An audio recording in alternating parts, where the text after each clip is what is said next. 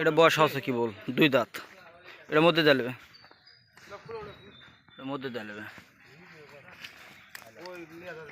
এ কি বল 8.5 মাস আছে এটাও গাবে বয়স 8.5 মাস দাঁতে দুটো থামো তো না রাস্তাতে যান না হাঁটাও 1 মিনিট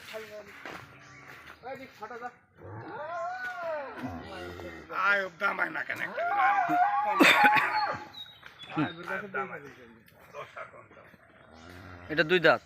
এটা কি বল নামতেছে তলার ছান দেখো পিছনে ঘুরেও